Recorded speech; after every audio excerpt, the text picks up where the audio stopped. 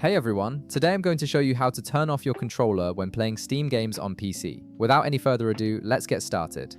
First, open your Steam app and log in with your credentials.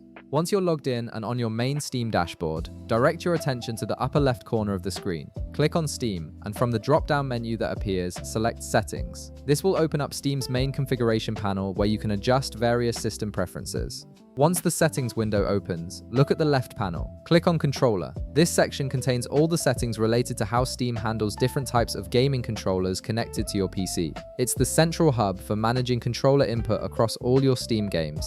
Now, click on Show Advanced Settings. This will reveal additional controller configuration options that give you more precise control over how Steam interacts with your various gaming peripherals. These advanced settings are essential for disabling specific controller types.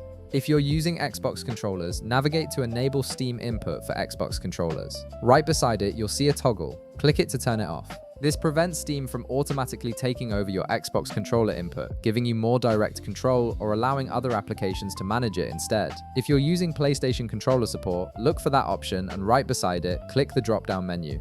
From the available options, select Not Enabled. This completely disables Steam's PlayStation controller integration, which can be useful if you're experiencing conflicts or simply prefer not to use Steam's input system for your DualShock or DualSense controller. If you're using Switch Pro controllers, find that setting and right beside it, toggle it off. Just like with the other controllers, this disables Steam's built-in support for Nintendo Switch Pro controller, preventing any automatic input handling by Steam. If you're using generic controllers, right beside it, toggle it off as well. This ensures that Steam doesn't attempt to manage input from generic or third-party controllers that might not need Steam's input layer. Also, look for turn-off controllers when exiting big picture mode.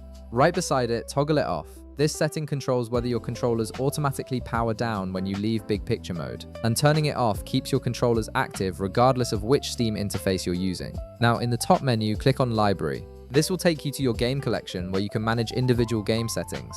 In the left panel, you'll see your list of installed games. Right-click on the specific game you want to configure controller settings for, then select Properties from the context menu that appears.